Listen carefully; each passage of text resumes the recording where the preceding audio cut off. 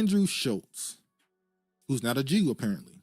That last name and that schnauzer, that nose, somehow he's not. But let's get into this. Kendrick Lamar's white comedian diss draws sharp reply from Andrew Schulz. So a couple months ago, there was a clip went viral when Andrew Schulz sat across two Caribbean dudes who have a podcast called Shits and Gigs. Very large podcast, very, I would say, majority female fan base. And they were going through on tour. They were going on tour in America. They stopped by his podcast and they started speaking about a trend that was happening on TikTok at the time called Black Wife Effect, where black women would post their husbands or boyfriends before and after they met them. Now, this trend kind of started going towards an interracial standpoint, so it started turning into black women before they met this white dude and when they started dating him, how he got his hair cut, grew his beard, he changed how he dressed, swagged him out, as they say. And so when they went on and talked about this, Andrew Schulz had a joke where he said, well, the black wife effect, the reason why these dudes cut their hair is because it's falling out from the stress that these black women give them, and they grow their beard so they have cushion from when these black women assault them. So he was making jokes against black women, calling them violent, a headache, hard to deal with and stuff. And if I'm not mistaken, in that jokes that he was telling, he mentioned Kendrick somewhere in there.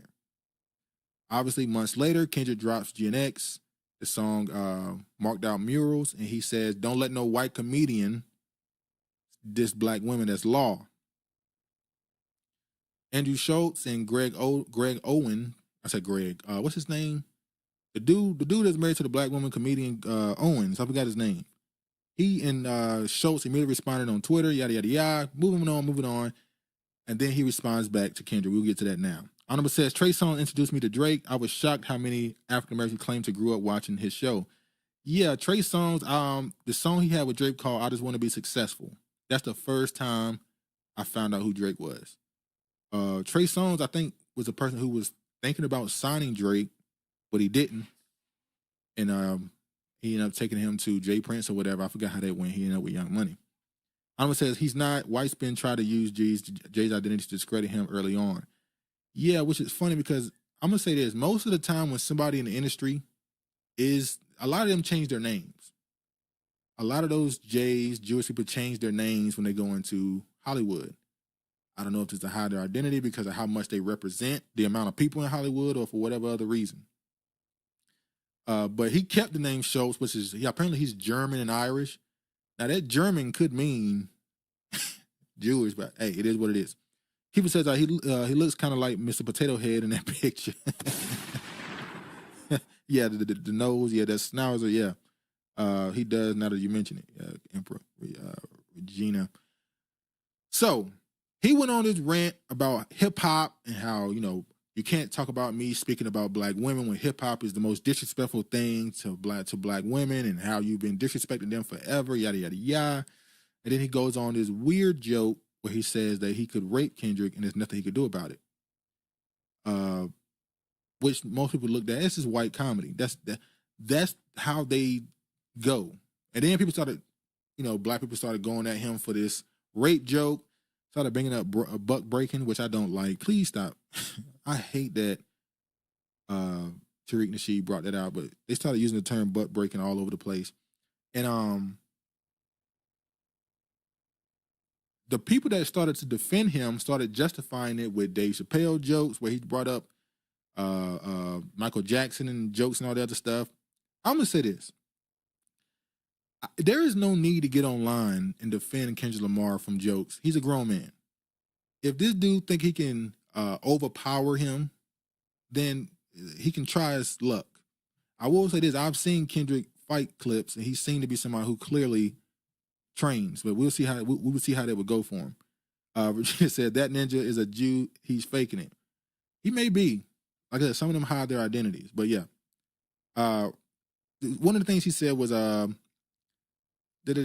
he's mockingly stated, rappers are telling comedians we need to be more respectful to women, so we got to sit back and reflect. Nobody has respected women more through art than rappers. So I completely understand how a rapper could look at a comedian telling a joke and be like, you need to switch that shit up. How dare y'all saying your wives are annoying? Be more like us. Bitches ain't nothing but hoes and tricks. You can look on these nuts and suck this dick. He also critiqued the grammar of his lyrics, voice, and technically speaking, if we're going off of grammatic English, he is saying that I talk about black women. He's basically saying all white comedians should talk about black women. No, what he was talking to in the song was, and I can move on from this, he was talking to the black dudes in front of you. He wasn't even talking to the white people. He was saying to Shannon Sharp and those chicks and gigs dude, why are y'all sitting there let people diss your women in front of you? That was kind of the point he was making. But when you go back to this Andrew Schulz situation when he brought up the idea of raping Kendrick, it pointed to the sick nature that they have and this agenda that they're pushing that I'm about to get into right now. Anna says, I hate this topic. Watch black men claim freedom of speech is cringe. I need our sensitivity to be on Jay's level without a doubt. Well, yeah, I was watching the Joe Budden podcast and they spoke on this. And you had the people defending quote unquote comedy. You know, you have to give people the ability to make all jokes and that it should be okay to make a joke even if it's not funny in the name of comedy. And then one of the castmates brought out, well, could you speak that way towards Jewish people? Never. They would never publicly come out and defend you. Behind the scenes, they might laugh. But publicly, they're going to stand together and get you up out of here. You're going to go on a public press tour apologizing. You're going to pay some type of fine or fee for saying what you said. And you're going to have to sit down for a few years. We saw it with Nick Cannon. He didn't even say nothing. Somebody on his show said something. So I always look at people who say, you know, that whole both sidism stuff. Look, at some point, being hypocritical, you have to do what's best for your culture. Yes, I can critique my culture. You can't, because I can't critique yours without being told to shut the hell up. But then it says, I've mentioned this a couple of times before, there's a doc called Hollywoodism. In the Jews state, they came to America, changed their identities, and used black to push their agenda. Yes, they put black people in their movies.